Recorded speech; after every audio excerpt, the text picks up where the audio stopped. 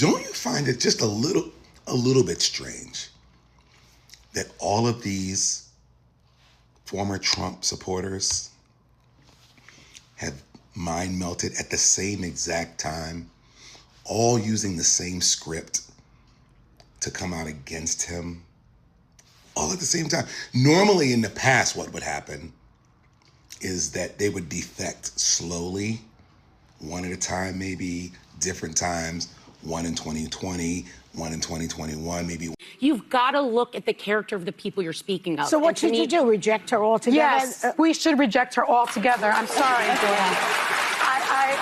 I understand. Like you always say, take the win. On one issue, not an over blanket thing. If she decided to vote on one piece of a policy I like, I'd say good for you. No. But that does not erase everything. Why are you so welcoming? There is something I want to show you. Recently, conservatives are largely mocking, criticizing, expressing skepticism about Representative Omar recent comment, urging Democrats to embrace, give credit, or put our arms around former strong Trump MAGA supporters like ex-Representative Marjorie Taylor Greene and Candace, who have publicly broken with President Trump, especially over issues like what is currently going on. Omar made this remark in mid-April 2026 interview on the Pod Save American podcast.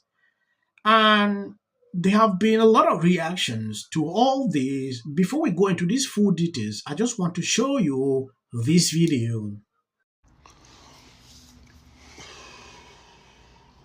Don't you find it just a little bit strange that all of these former Trump supporters have mind melted at the same exact time, all using the same script to come out against him, all at the same time? Normally in the past, what would happen is that they would defect slowly, one at a time, maybe different times, one in 2020, one in 2021, maybe one in 2017, but they all doing it at the same time. It's almost like they had a meeting, especially the Hodge twins, really shocked. Marjorie Taylor Greene was not a surprise. Joe Rogan is leaning to fall off the Trump train. Tucker, Megyn, Candace, all at the same time. Alex just recently apologized to Candace. There's something bigger at play here. And maybe they're setting up the 2028 election and they don't want a MAGA candidate in there. This is my thinking. They don't want a MAGA candidate. So they're going to band together. They're going to speak against Donald Trump and MAGA. So when the election comes around, some of these people may be paid handsomely, but also they may want spots in the cabinet. And they've already been told, we need you to denounce Donald Trump. We need you to denounce Donald Trump and everyone that he supports. We want you to denounce MAGA, and we want to get rid of that base. So we need your 40 million followers or whatever it is amongst all of these guys on social media to keep hearing the banging of the drum, the banging of the drum. You have very strong support. And we want to make sure that we get that base to vote for whoever we want to win. And it's going to be some moderate Republican. All these people will remain Republicans. They're just no longer MAGA. Watch this space, because you're going to start seeing the fruits of their labor come out. And you're also going to see them be rewarded for their treachery. Yes, this is something I actually did not want to put my mouth in it. But at some point, it is important. I'm just reporting so you can see exactly what is going on. What he said here, this is just his personal thought on these issues. And I've seen a lot of people saying what he says is the truth. They are taking money. This is happening. I don't know. I believe that people have different opinions when these kind of issues are happening.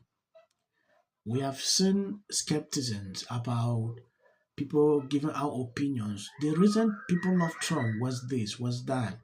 That's why I supported, like what Joe Rogan said on this clip. A lot of MAGA supporters seem to be growing disillusioned by what they voted for. And two bitter adversaries in D.C. are actually on the same page about what to do about it. Marjorie Taylor Greene and Congresswoman Ilhan Omar, who have long history of feuding with each other.